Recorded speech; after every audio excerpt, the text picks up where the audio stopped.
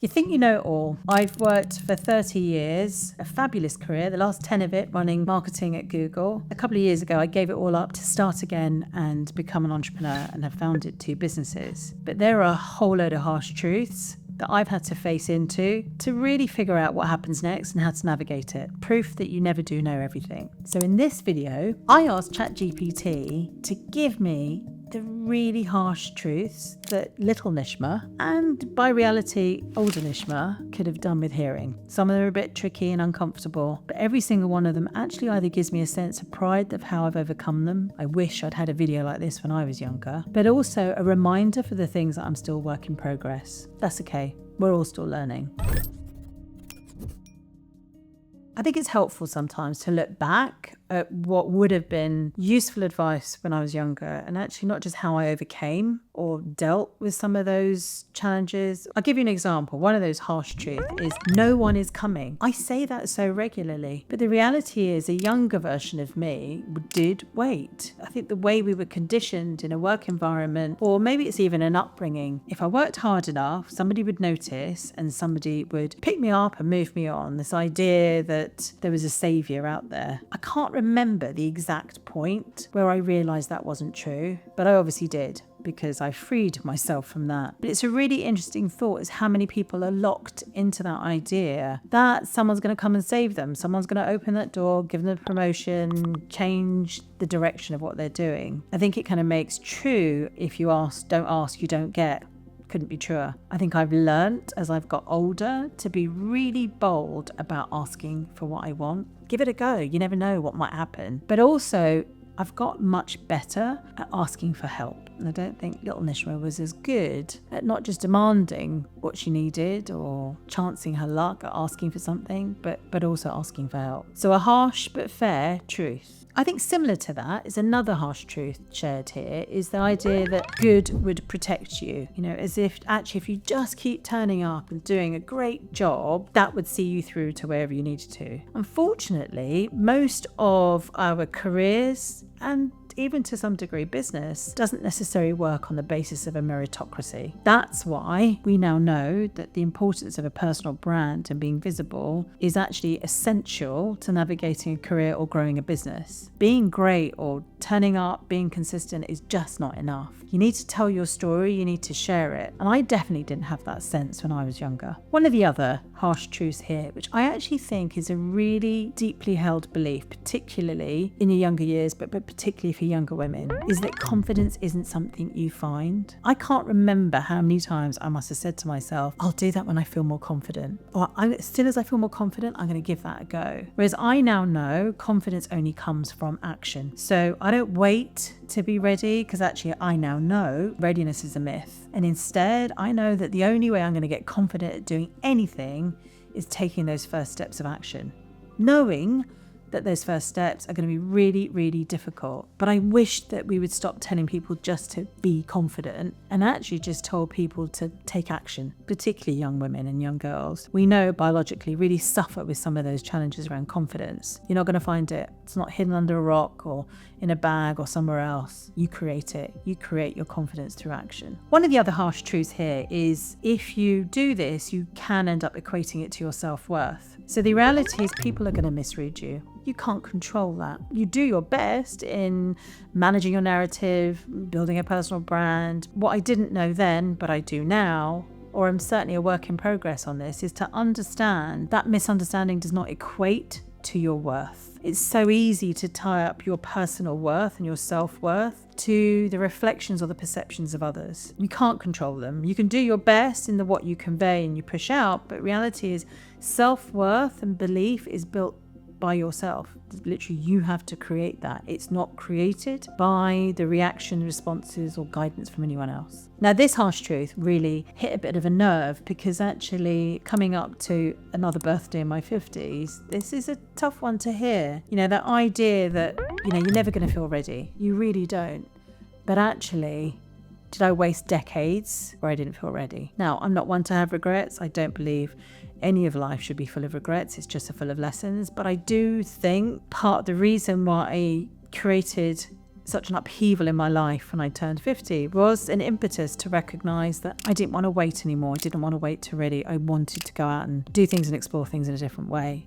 I encourage everybody to not wait to be ready, but to embrace the life you want to live. It's the classic case, that amazing book of The Regrets of the Dying, is it's always a reflection of the things that they didn't do, much more so than the things that they did. I remember reading that and thinking about how profound that was, is that last thoughts or recollections were unfortunately of the things that we didn't maybe take that leap to do. So I want to keep being brave and encouraging others to take a risk, take a chance, go for a leap, do what it takes. Now, this is a really interesting one. I think most of us know that being liked is not the same as being respected. We have this perception that most people are thinking about us. You know how it is when you're younger, you believe you walk into a room and everyone's looking at you. The reality is nobody is. Everyone's completely obsessed about themselves. I always remember seeing somebody who said to their child, they said, "You're not that special," which I thought was harsh at the time, but what they were trying to teach them was this idea that not everyone is looking at you and you don't need to worry about them. Stop living a life on the basis of what other people expect or want of you. Now, this one's really interesting. This harsh truth is one that I really do wish I'd heard earlier, because I kind of inadvertently did it but didn't focus on it in that way.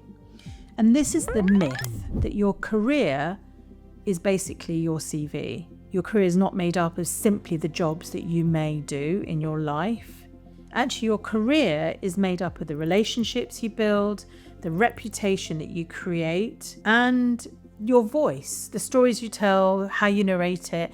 And also, I would add to that, actually, it's about how you elevate others. I think that's a critical part. Your career is not a set of job titles and places you worked. It's the things that you create, the impact you have, the relationships you build. Now, this one's a good one. A harsh truth that your talent is not rare. I know. How many times have we all thought, this is it, it's my superpower, that's there. We believe that we're almost, in some respects, in pursuit of this rare, magical, unicorn-like piece of talent. But the reality is, actually, it's not your talent that's rare, it's your courage. And if I look back on my life, I think that's absolutely true. My courage to take risk or make decisions or just give it a go is probably what stood me apart from anyone else. So you can be as talented as someone else, but are you as courageous, or can you be more courageous to push yourself further? One of the things growing up in 70s, 80s Britain, and I think has impacted a lot of my kind of adult life, is this idea that if you shrink yourself, which I definitely did in an earlier part of my career when you're starting to, I suppose, get to grips with what it's like working and living a life as an adult, is I believed, the more you shrink yourself, the safer you would be. I think it's a psychological thing. It's a neuroscience thing that actually you think, well, if I keep myself really small, then the tigers and the bears can't attack me. But the reality is, as I learned pretty much the tough way, that actually the smaller you make yourself, the more vulnerable you are. Because that comes back to this idea of visibility. It took me a long time to learn this lesson. Actually, the greatest thing I could do was to be more distinctive, to stand out, to be uniquely myself, rather than trying to squeeze in and be small and think I'm safe, because you're not. That's why we know now more than ever that actually having a strong personal brand, owning your narrative, being visible,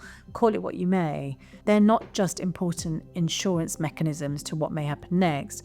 They're actually really important for you to be living and working in alignment with what's your true values. Now, I've always had a challenge with work-life balance. I actually don't think there is work-life balance. I think it's a myth. I think it's, for some people, it's chaos, it's blend, whatever you want to term it. But the reality is, as this harsh truth says, you can't outwork the lack of boundaries. It doesn't really matter how hard you work, what you do, the hours you put in, the brilliance you do, if you end up burning out, if actually you're impacting your health, your success, your delivery, your brilliance, because you don't have the boundaries to know when you need to contain the work you're doing and when you need to stop. Rest is as important as work, and it's taken me a long time to learn that. I think we have to prioritize our rest and recovery as much as we prioritize our effort to work. It can't go on forever.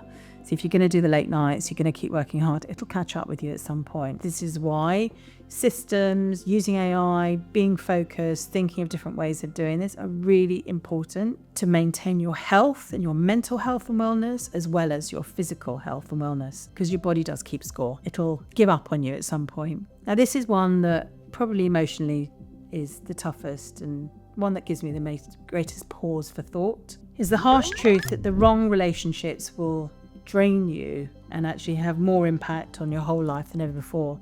And these aren't just romantic relationships or even relationships with your families, the relationships you have with people at work. We spend so much of our time at work. Those relationships really matter. This isn't about being in an environment where everyone's like your friend or your family. It's not about that, but it is around having healthy relationships. And how often do we communicate not just what we need, but also what we expect, how we can be good citizens, employees, spouses, whatever. Your relationship health has a critical impact on your success and happiness. And to not nurture those and lead them and guide them is probably a risk and a miss. And certainly I can reflect on all sorts of relationships in my life that I think if I had the time again, I would have done differently. Now, this has been a bit of a tougher one to accept. The harsh truth that some doors simply won't open because of racism or misogyny. I think I had a point in my life that I believed that anything was possible, that I could not only knock through every door, that I would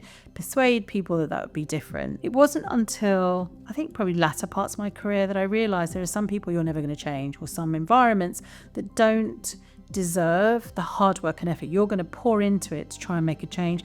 And that change may not be permanent, as we have seen in the last few years. I instead have been taking a very different approach. I think accepting that you're not going to be able to change and break through every door has led me to more purposefully build my own. Why do I need to wait to be invited to someone else's table? I'll just build my own table. I think that sense of not just, it ties back to this idea of no one's coming, but I think it's this idea of taking agency and creating what you want to see in the world. Sometimes it's not about changing what exists, it's about making what you'd like to exist. These two harsh truths, I think, really root back to, most of us know that our leadership style, the way that we approach business, are often rooted in the way that we're brought up. And I think this is an important reflection for probably many of us right now, is there's two things. One is that you're allowed to want more. It's taken people a long time to get comfortable with saying, I want more money, or I want more success, or I want more whatever it is. It's though that's a bad thing. Well, I want more, everything in the way that it can lead to financial freedom, freedom of time, freedom of location. And to be unapologetic about it, to know that actually what we have seen proven over and time again, that actually when good people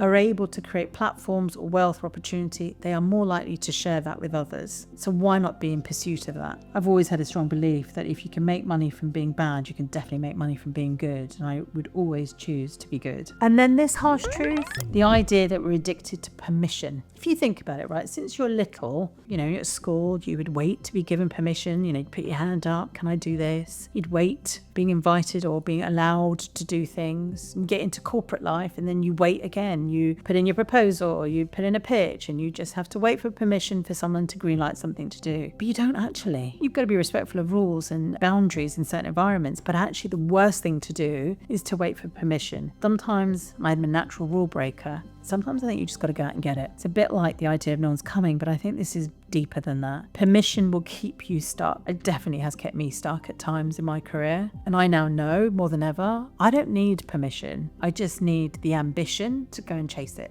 So as you can see from here, I'm definitely a work in progress, and harsh truths that resonate loudly, that I need to perhaps go away and think about a bit more. Definitely things I've learned and have been able to form skills around. But if this has helped, please go and check out my other video, which is 7 habits of highly effective women. I'm not sure if they went through a period of harsh truths, but they've definitely figured out what makes them really successful. So go learn from them. Check out my video.